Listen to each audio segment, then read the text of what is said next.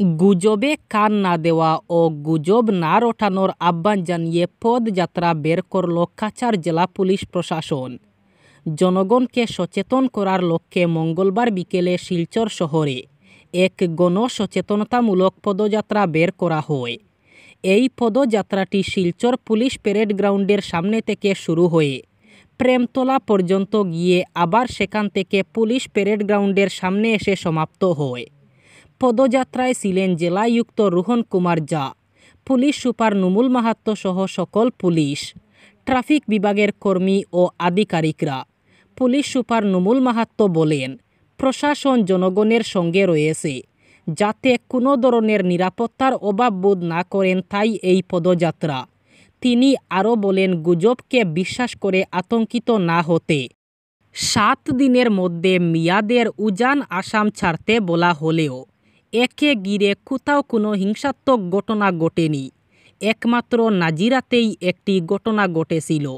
এরপরেই আন্দোলনকারীরা জানিয়ে দিয়েছেন তারা আইন হাতে নেবেন না।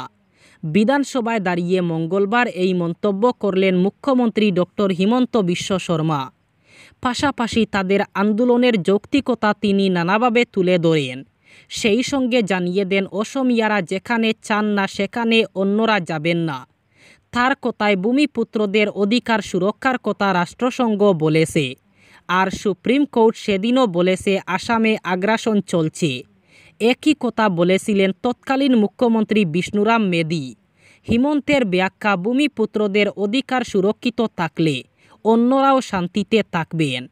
বরপেটা ধুবড়ী সহ মুসলমান প্রধান অঞ্চলে হিন্দুদের বিতাড়িত করা হয় বলে অভিযোগ করেন হিমন্ত।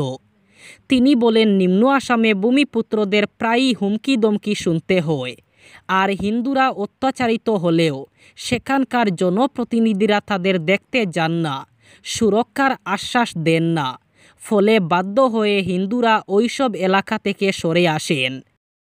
রাজ্যে নারী নির্যাতনের সংখ্যা বৃদ্ধি পাওয়া এবং সরকারের ব্যর্থতা নিয়ে মঙ্গলবার উত্তাল হয়ে পড়ে বিধানসভা চত্বর। আসাম বিধানসভার শরৎকালীন অধিবেশনের গতকাল দ্বিতীয় দিনে বিধানসভা চত্বরে ব্যাপক প্রতিবাদ করে কংগ্রেস। অধিবেশন শুরু হওয়ার আগে কংগ্রেস বিধায়করা হাতে হাতে প্লে কার্ড নিয়ে নারী নির্যাতনের প্রসঙ্গে বিধানসভা চত্বরে মিছিল করে প্রতিবাদ জানান। কংগ্রেস বিধায়করা মুসলমানদের উপর চলা অত্যাচার বন্ধ করার দাবি উত্থাপন করেন। পাশাপাশি নিরীহ নাগরিকদের হয়রানি থেকে রক্ষা করার দাবি জানান। প্রতিবাদকারীরা আইনশৃঙ্খলা রক্ষা থেকে শুরু করে বিভিন্ন দাবির সমর্থনে বিধানসভা চত্বর উত্তাল করে তুলেন। এ ব্যাপারে সংবাদমাধ্যমের সঙ্গে কথা বলতে গিয়ে বিধানসভার বিরোধী দলনেতা দেবব্রত শইকিয়া বলেন, নারীদের সুরক্ষা দিতে রাজ্য সরকার ব্যর্থ হয়েছে। ছাত্র সমাজের পাশে দাঁড়াতে আজ অর্থাৎ বুধবার পশ্চিমবঙ্গে রাজ্যব্যাপী 12 ঘণ্টা বন্ধের ডাক দিল বিজেপি। গতকাল সাংবাদিক বৈঠক ডেকে বাংলা বন্ধের কথা ঘোষণা করলেন বিজেপির রাজ্য সভাপতি সুকান্ত মজুমদার। তিনি জানান, বুধবার সকাল 6টা থেকে সন্ধ্যা 6টা পর্যন্ত চলবে সাধারণ ধর্মঘট। প্রসঙ্গত, মঙ্গলবার দুপুরে নবান্ন অভিযান নিয়ে মুখ খুলেন বিরোধী দলনেতা শুভেন্দু। বিধানসভার বাইরে সংবাদমাধ্যমের মুখোমুখি হয়ে তিনি বলেন, বহু জায়গা থেকে অত্যাচারের খবর আসছে। রাজ্য পুলিশ ও কলকাতা পুলিশকে শান্তিপূর্ণ আন্দোলনে দমনপীড়ন না চালানোর আর্জিও জানান তিনি। অন্যথায় বুধবার রাস্তা স্তব্ধ করে দেওয়ার হুঁশিয়ারিও দেন বিরোধী দলনেতা। মঙ্গলবার নবান্ন অভিযানে আন্দোলনকারী ছাত্রদের বিক্ষোভে লাঠি চালায় পুলিশ। চূড়া হয় কাঁদানো গ্যাস জল কামান। এরপরেই সরাসরি ছাত্র সমাজের পাশে দাঁড়িয়েছে বঙ্গ বিজেপি। সোমবার থেকেই ভূস্বর্গে প্রার্থী বাছাই নিয়ে বেজায় চাপে বিজেপি। জম্মু ও কাশ্মীরের পুরনো বিজেপি কর্মীদের কেন টিকিট দেওয়া হয়নি, এ নিয়ে দলের অন্দরেই কুন্দল শুরু হয়। পরিস্থিতি এমন হয় যে সোমবার 44টি আসনের প্রার্থী তালিকা ঘোষণার মাত্র 8 ঘণ্টার মধ্যে তা প্রত্যাহার করে কেবলমাত্র প্রথম দফায় 15 জনের নাম ঘোষণা করে গেরুয়া শিবির। শেষ পর্যন্ত মঙ্গলবার সংশোধিত তালিকা ঘোষণা করে মোদি শাহের দল। নয়া তালিকায় দ্বিতীয় ও তৃতীয় দফার 29 প্রার্থীর নাম এবং কেন্দ্র জানানো হয়েছে। 2019 সালে বিশেষ মর্যাদা হারানো জম্মু ও কাশ্মীর 2 ভাগে বিভক্ত হওয়ার পর এই প্রথম বিধানসভা নির্বাচন হতে চলেছে সেখানে 3 দফায় জম্মু ও কাশ্মীরে 90টি আসনে হতে চলেছে নির্বাচন। সেদিকে নজর রেখে দফায় দফায় বৈঠকের পর সোমবার 44টি আসনে প্রার্থী ঘোষণা করেছিল বিজেপি, যেখানে প্রথম দফার 15 আসন, দ্বিতীয় দফার 10 আসন এবং তৃতীয় দফার 19টি আসনে প্রার্থীর নাম ঘোষণা করা হয়েছিল।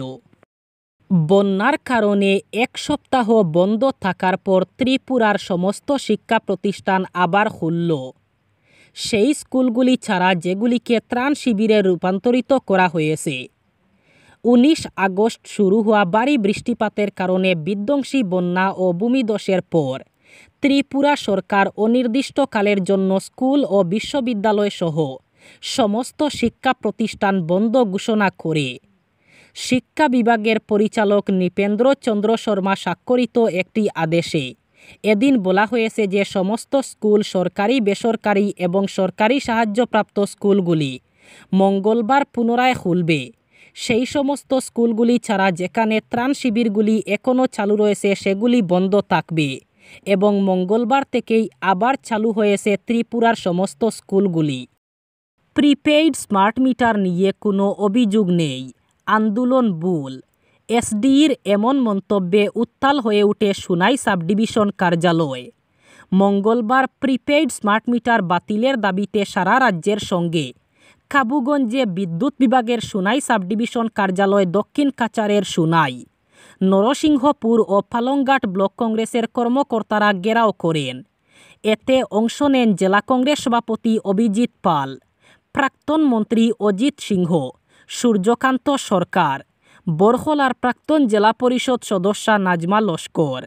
ঘেরাও ও বিক্ষোভ চলাকালে জেলা সভাপতি সহ নেতৃবৃন্দ এসডি ওঙ্কার নাথের সঙ্গে সাক্ষাৎ করতে গেলে এসডি নিচে নেমে আসেন।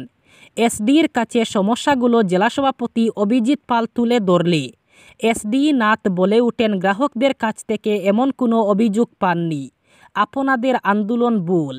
এমন কথা বলার সঙ্গে সঙ্গে শান্ত বিক্ষোভে উত্তেজনা দেখা দেয়। বিক্ষোভকারীরা এসডির এমন মন্তব্যে তীব্র প্রতিবাদ জানান। জেলা সভাপতিও মেজাজ হারান।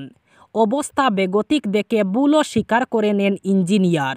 প্রথমে বলেন কোনো বিল বাড়েনি, এরপর চাপের মুখে পড়ে বিল বাড়ার কথা স্বীকার করে বলেন 4 টাকার বেশি বৃদ্ধি পেয়েছে। এসডির কথাবার্তায় উত্তেজিত হলে জেলা সভাপতি পরিস্থিতি নিয়ন্ত্রণে রাখেন। দ্বাদশ শ্রেণীর ছাত্রছাত্রীদের মূল্যায়ন নিয়ে এবার গুরুত্বপূর্ণ প্রস্তাব দিল national council of educational research and training. প্রস্তাবে বলা হয়েছে দ্বাদশ শ্রেণীর মূল্যায়নে এবার থেকে পরীক্ষার্থীর নবম, দশম এবং একাদশ শ্রেণীর পরীক্ষার প্রাপ্ত নম্বরও যুক্ত করা হবে। 2024 সালের জুলাই মাসে শিক্ষামন্ত্রকের কাছে এনসিইআরটি অনুমোদিত নিয়ামক সংস্থা ফরক এই সংক্রান্ত রিপোর্ট তৈরি করে জমা দেয়। 1 বছর ধরে দেশের মোট 32টি বোর্ডের সঙ্গে কথা বলে এই রিপোর্ট তৈরি করা হয়েছে।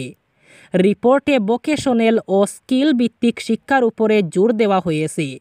এনসিইআরটি সূত্রে খবর, দেশের সব বোর্ডের সিলেবাস ও শিক্ষা পদ্ধতির মধ্যে সমতা আনতেই এই নতুন প্রস্তাব কার্যকরী হবে।